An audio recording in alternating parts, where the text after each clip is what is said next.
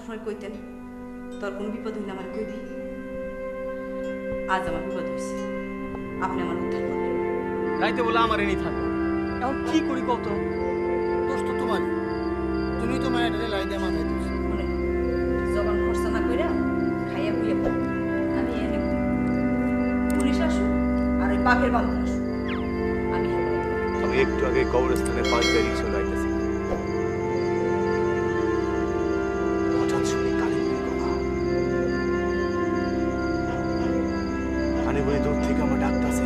তোর তো জামাই আছে, তোর তো পোলাপান হইবই। না হইব না, ওই ব্যাটা একটা হাত পুরা, এর কাছে হাজার রাত ঘুমাইলেও আমার পেটে একটা ব্যাঙের পোনা নড়াচড়া করবো না।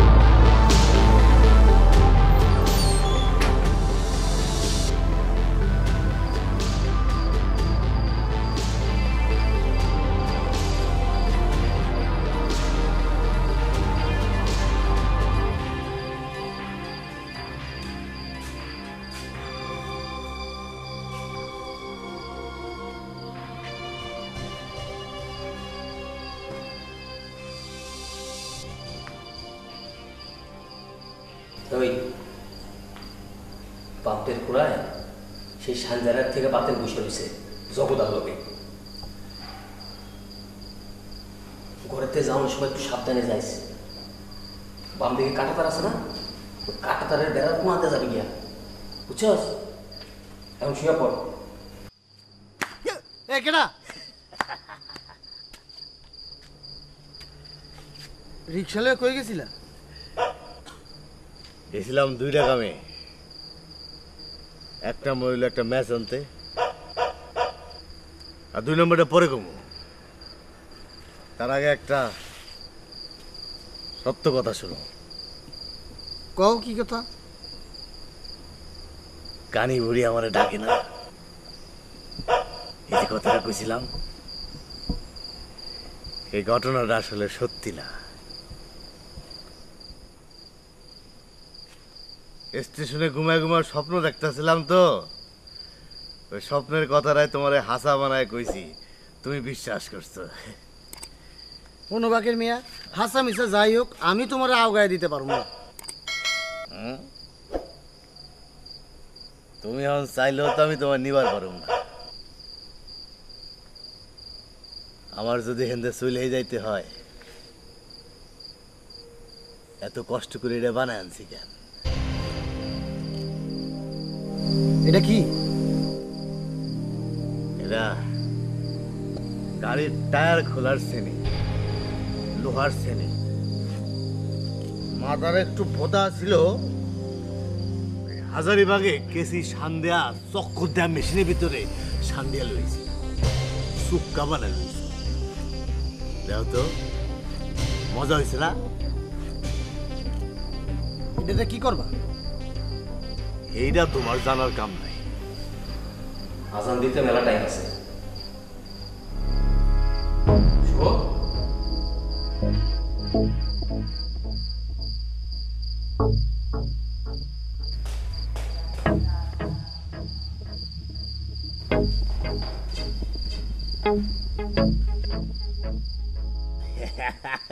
শুনো বাকের মিয়া, এই দুনিয়াতে যা ঘটে সব ওনার ইচ্ছায় ঘটে, আর ওনার সব ঘটনার পিছে কোনো না কোনো ভালো কারণ থাকে। ঠিক কথা কইছো জগদা, সব কিছুর পিছনেই ভালো একটা কারণ। এই যে কানি বুড়ি মরে গেল, আমি তারে খোয়াব দেখলাম, খোয়াবটারে হাসা বানায় তোমারে কইলাম, তুমি বিশ্বাস করলা, তুমি ডরাইলা, আমি আজকে রাইতে বাইতে না জ্ঞানে বয়ে থাকলাম। তুমি ডিউটি করতেছ, কলের মিস্ত্রি বাতেন, ও তো রাতভর জাগ নাই থাকে। হাজারিবাগে দিয়ে শান্তি আনলাম। এই হগলতির পিছনে না মেলা ঘটনা আছে। কি গাও আছে না?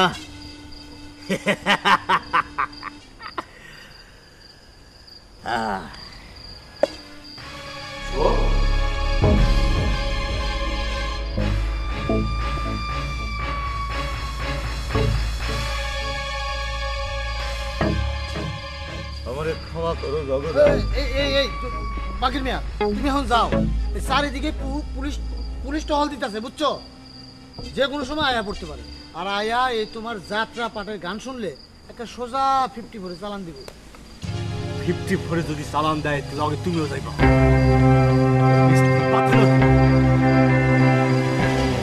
তুমিও যাইবা। স্ত্রী বাঁধে না।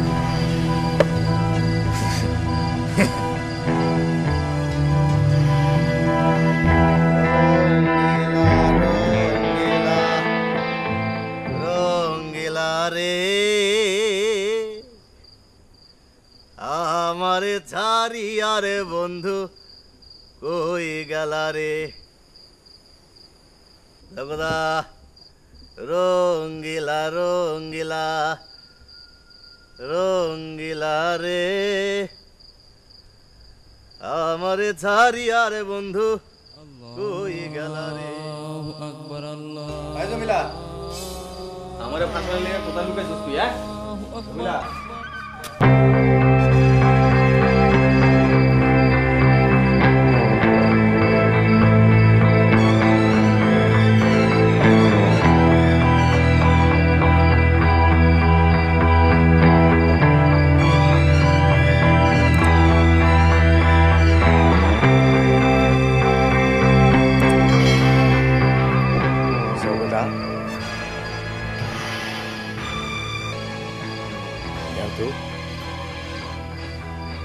গলার মাঝখান দিয়ে বসা দিলে কাম ফয়সাল হইব কিনা? কি কইতাছো তুমি? এর ফয়সাল হইব? কারে মারবা? তোমার কোনো ভয় নেই।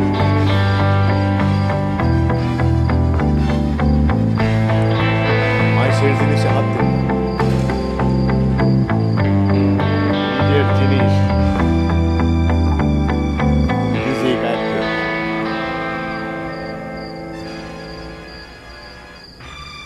এখন যাই,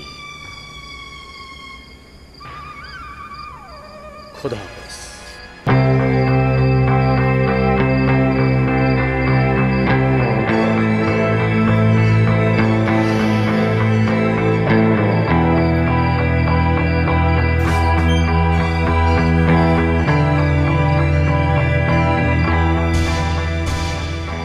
যাও মিস্ত্রি,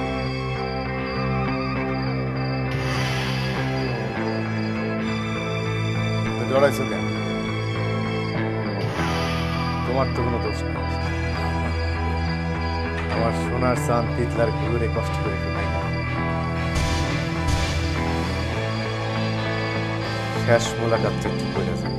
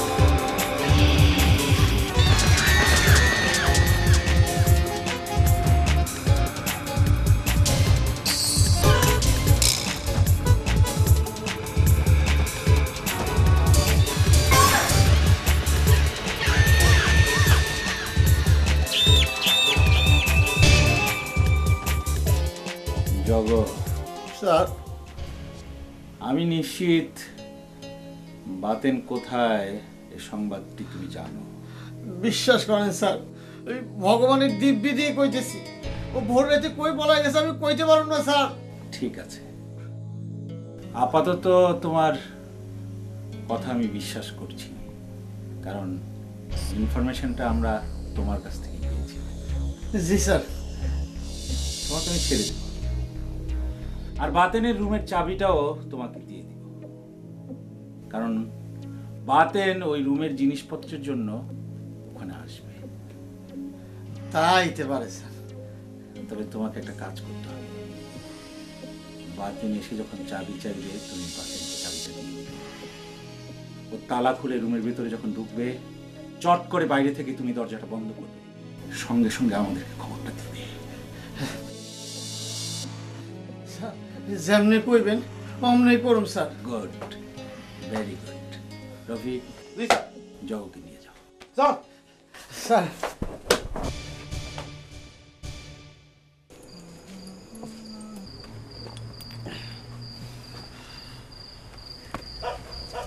আইসা জগদা, তোমার তো গাল মুখ ফুলা দেয়া যায়, সত্য করে কত তোমার মাইটটা দিছে।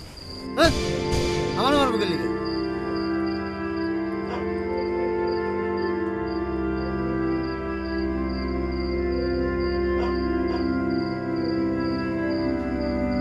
আসসালামু আলাইকুম। ওয়ালাইকুম আসসালাম। কেডা আপনি? কেডা চিনলাম না তো আপনারে। আমি আব্দুল বাতেনের ছোট ভাই মোহাম্মদ বোরহানুদ্দিন। মাদ্রাসার জরুরি কাজে আজই ঢাকা এসেছি। আজ রাতটা বাতেন ভাইয়ের সাথে থাকবো ইনশাআল্লাহ। আপনি মাদ্রাসায় চাকরি করেন না? জি, কফিলউদ্দিন দাখিল মাদ্রাসার সুপারিনটেন্ডেন্ট। হ, বাতেন ভাইয়ের কাছে আপনার কথা শুনছি। আমি তার ডিপার্টমেন্টে কাজ করি, তার সহকারী।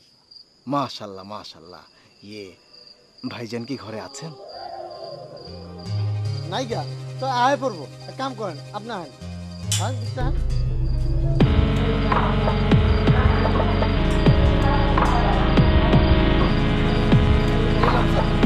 আপনি ঘরে গিয়া রেস্ট করুন।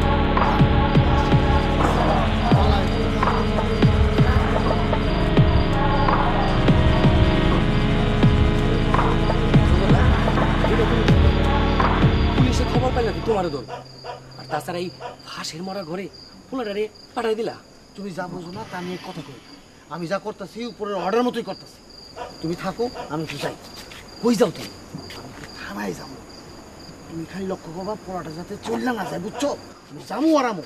বুঝছি, কিন্তু আমি না জানি আবার কোন ফ্যাসাদের মধ্যে পড়ি। আরে কোনো ফাঁসাদ নাই, যামু আরাম।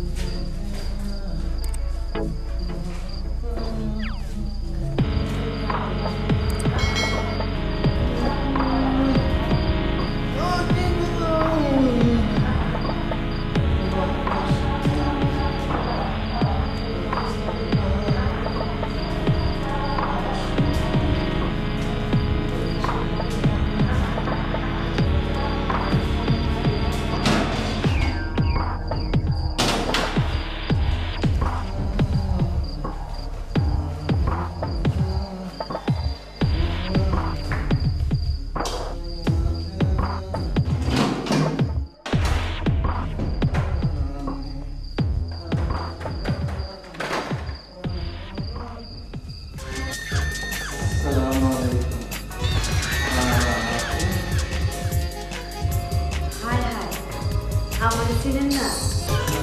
আমি জমিলা, সিনেমা দেখতে গেছিলাম। হায় হায়, আপনি মেহমান, আপনি নিজ হাতে রান্না খাইলে তো এই জমিলার চাকরি আজকেই যাইব না। দেখুন আমার ভাই সাহেব দরজাটা লাগাই দেন, মহল্লার মধ্যে চুরি চামার তাই নাকি? হ্যাঁ।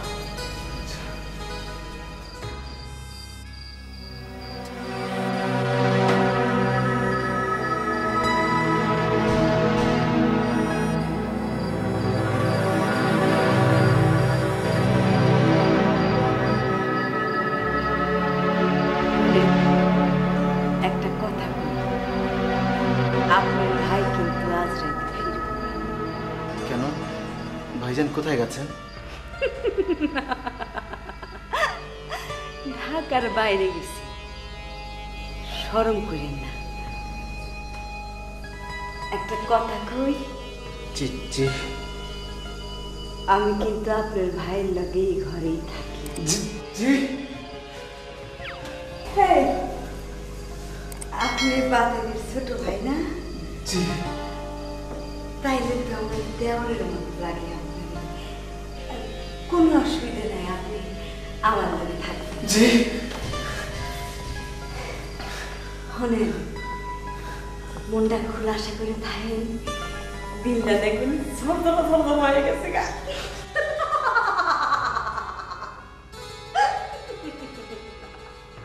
দেখেন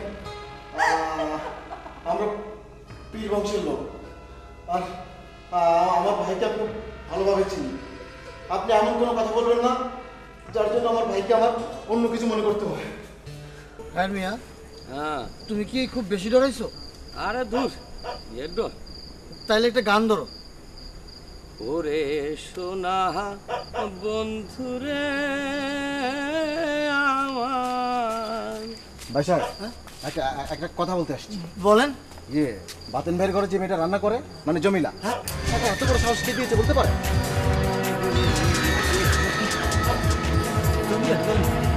ঘরে সে জোর করে ঢুকে রান্না বাড়া শুরু করে। আমি তাকে এত করে বললাম তোমার রান্না করার দরকার নেই, না সে শুনছে, জোর করে রান্না বাড়া শুরু করে দিয়েছে। এগুলো আপনি কি কইতেছেন? ওই খাই কই কি?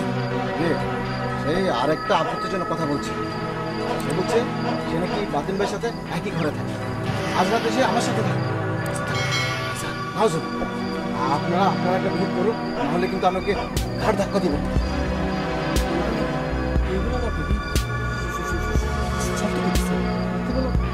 প্লিজ প্লিজ আপনারা যান, ওর সাথে আপনারা কথা বলুন। আমি ওর সাথে কোনো তর্কে যেতে চাই। আচ্ছা আপনি যান, আমরা আইতেছি। আচ্ছা আমার হাত পা কাঁপতেছে।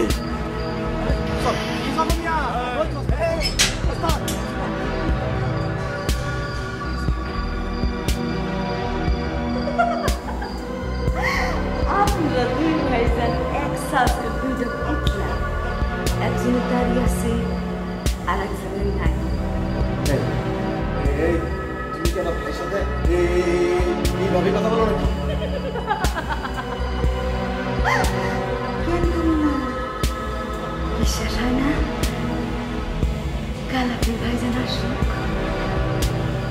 পরখ করে দেখে নেবেন। শোন